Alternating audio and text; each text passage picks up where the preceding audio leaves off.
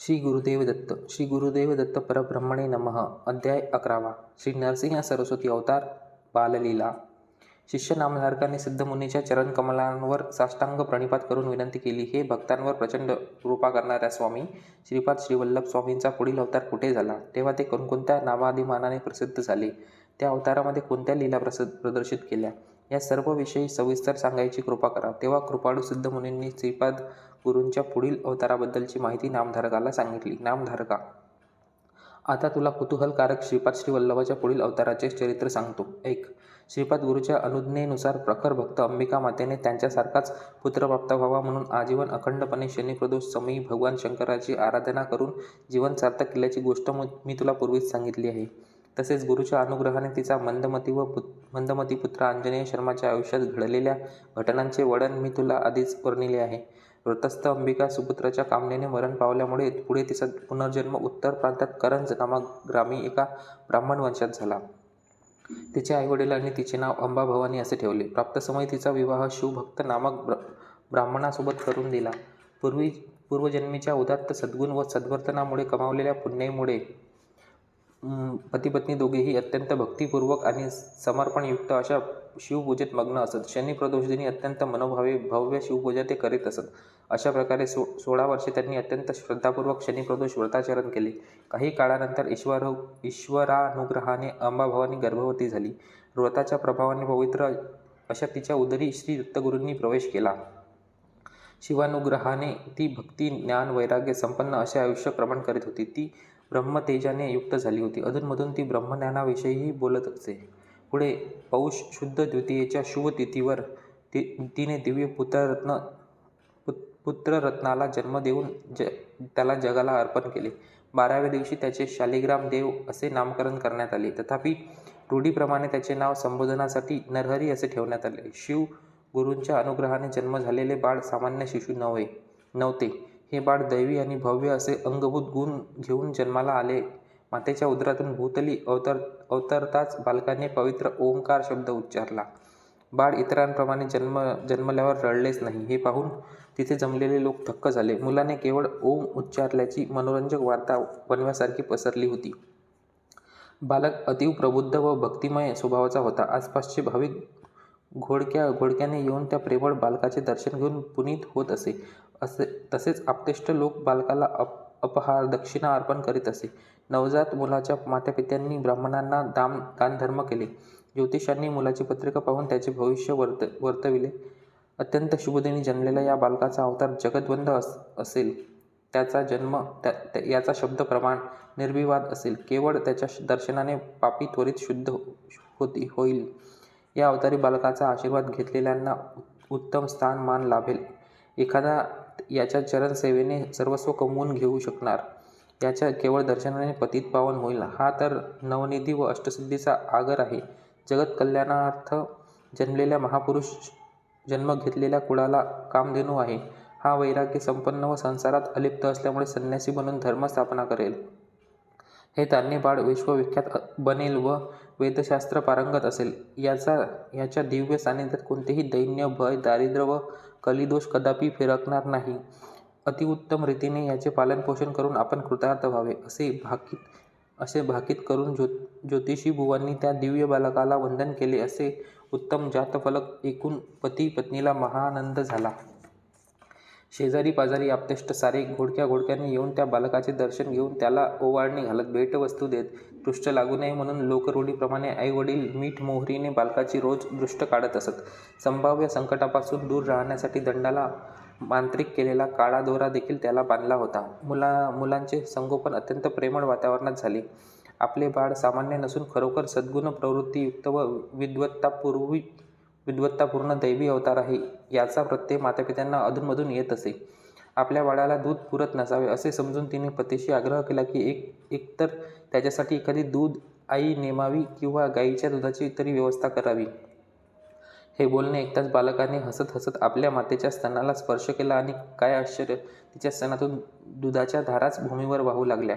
त्याची ही बाललीला पाहून जन्मदाते आनंदित व विस्मयचकित झाले. अशा प्रकारे नरसिंह सरस्वती स्वामी बाल्यावस्थेतच लीला प्रकट करीत होते.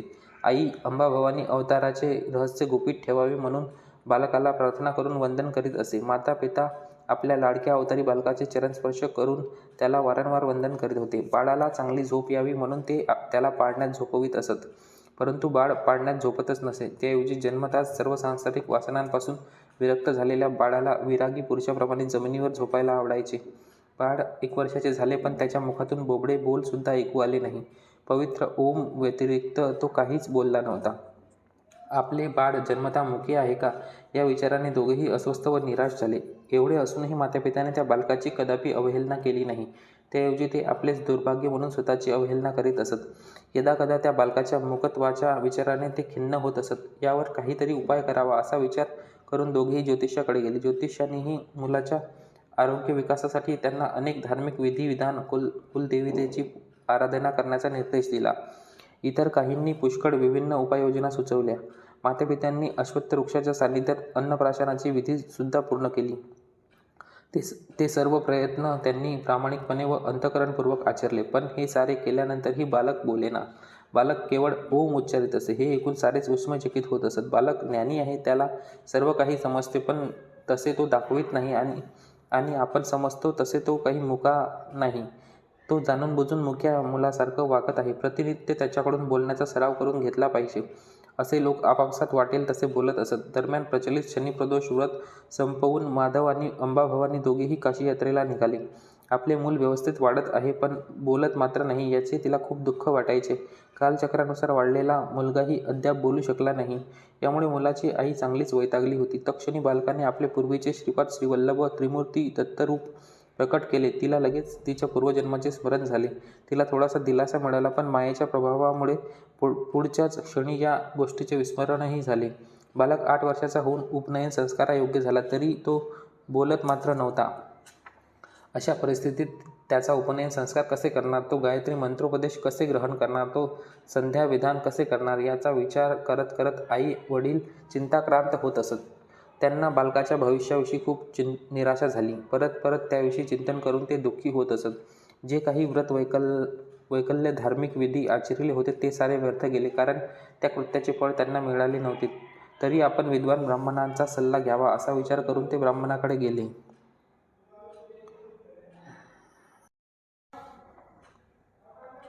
ब्राह्मणांनी सांगितले की हा बालक उपनयन संस्कार करण्यास योग्य वयात असून त्याच्या मुख्यपणाकडे दुर्लक्ष करून त्याचा उपनयन संस्कार करून घ्यावा. या संस्कारानंतर त्याच्यामध्ये सुधारणा होऊ शकेल, असेही वर्तविले. त्यांचा हा अभिप्राय ऐकून त्यांना थोडेसे समाधान झाले.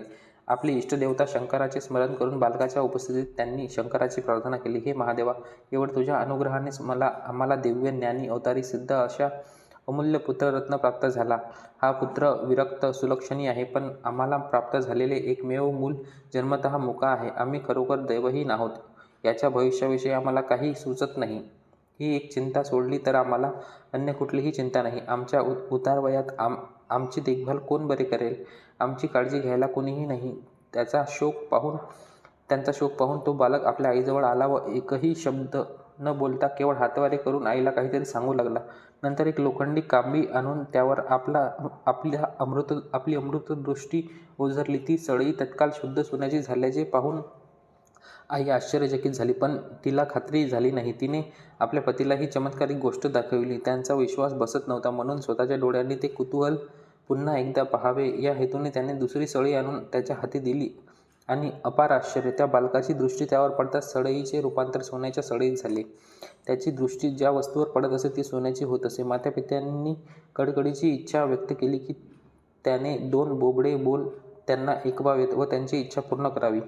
मंदस्मित होऊन बालकाने त्यांना उपनयनाचे संकेत असणारे यज्ञोपवीत व मौजी मेघ दाखवून खुणेनेच आपले उपनयन करावे व नंतरच मी बोलील असे सुचविले. मग मात्र वेळ न दडवता पुरोहिताच्या मतानुसार शुभ मुहूर्त निश्चित करून त्यांचे संस्कार करण्याचे पिता माधवाने ठरविले व सर्व प्रकारची सिद्धता केली. उपनयनाला उपस्थित लोक आपापसात बोलायचे. मंत्रोच्चार करू न शकणाऱ्या या मुलाचे उपनयन करणे व्यर्थ आहे. या ब्राह्मणाला भ्रांती झाली आहे. विपरीत द्रव्य विनियोग करून अतिवैभवाने बालकाचा उपनयन संस्काराला सिद्ध झाला आहे. एक अक्षरसुद्धा न बोलणारा तो मुका बालक कसे काय गायत्री मंत्राचे उच्चारण करणार? ते काहीही असो, आम्हाला पुष्कळ दक्षिणा, मिठान्न भोजन वगैरे मिळणार आणि त्यासाठीच आम्ही सहभागी होऊ, असे सर्व जमाव नानाविध प्रकारे बोलत होता. पण त्या गोष्टीची अजिबात पर्वा न करता उपनयनाच्या अगोदरचे सर्व प्रकारचे धार्मिक विधिविधान आनंदाने त्यांनी आचरिले. नंतर मातृभोजनाच्या वेळी मौज बंधन करावे याविषयी मातेला नरहरीने सूचित केले. शुभ लग्नावर अतिशय थाटामाटात त्याचा उपनयनाचा कार्यक्रम साजरा झाला. पिता माधवाने गायत्री मंत्रोपदेश दिला.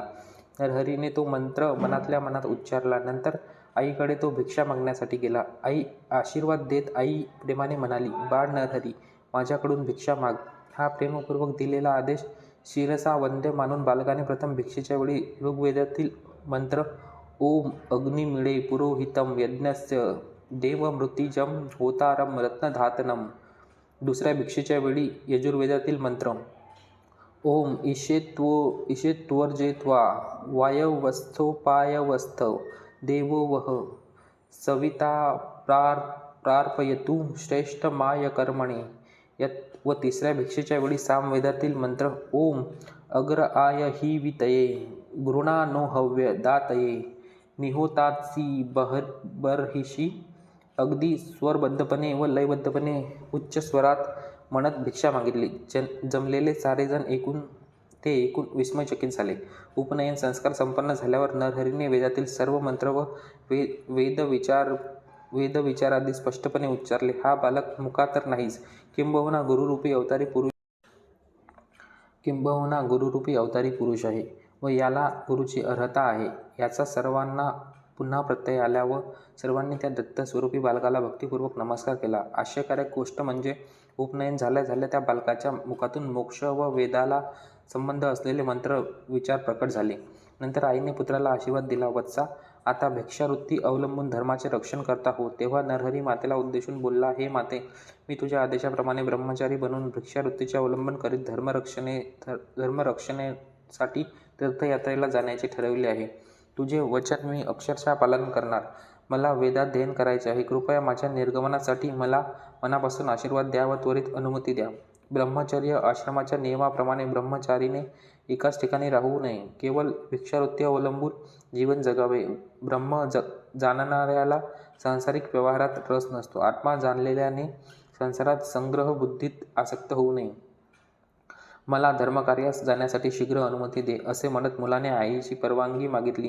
त्याची ही विज्ञापना ऐकून आई क्षणकाल दुःखित झाली व मूर्छित झाली. थोड्याच वेळात सावरून त्याला म्हणाली, वत्सा, तू जन्मता मुका असल्यामुळे तुझ्यासोबत आम्हाला मुक्तपणे व कुशलतेने बोलायला आतापर्यंत साध्य झाले नाही. आजपर्यंत तुझा सहवास लाभून देखील आम्ही तृप्त झालेलो नाही. आता ईश्वरकृपेने सर्व काही अनुकूल झाले आहे, म्हणून तू आमच्या जवळ राहणे योग्य आहे. पुत्रधर्म सुद्धा हेच सांगते. आम्ही आता उतरत्या वयात आहोत. आम्हाला तुझा हा विरह सहन होणार नाही. आमच्यासोबत राहून अंतिम क्षणापर्यंत आमची काळजी घे, हे तुझे कर्तव्य आहे. मातृऋण फेडल्याशिवाय तुला या जगाचा अथवा संसाराचा त्याग करता येणार नाही. तुझा हा निर्णय प्रस्थापित दायित्वाशी सुसंगत नाही, तो अनुचित निर्णय आहे, असे म्हणून तिने त्याला आलिंगन देऊन अनेकविध प्रकारे त्याला समजावून सांगू लागली.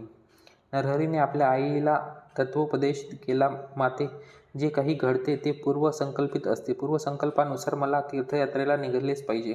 तुम्ही निराश होऊ नका. तुमच्या भविष्याविषयी तुम्ही किंचितही चिंता करू नका. तुला 4 सुपुत्र प्राप्त होतील. तुमच्या वृद्धाप्यसमयी ते तुमची संपूर्णपणे काळजी घेतील.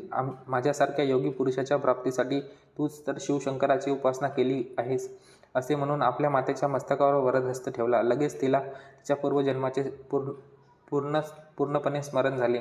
त्यांच्यासमोर उभा असलेला मुलगा व इतर कोणीही नसून श्रीपाद शिववल्लभ असल्याचे तिला समजले व दोघा पती-पत्नींनी त्या अवतारी बालकाला नरहरीला नमस्कार केला. तिच्या मनात त्याला निरोप देण्याची कोणतीच इच्छा नव्हती. शेवटी दुःखित आईवर समंजसपणाच्या सल्ल्याने प्रभुत्व मिळवले, ज्यामुळे तिने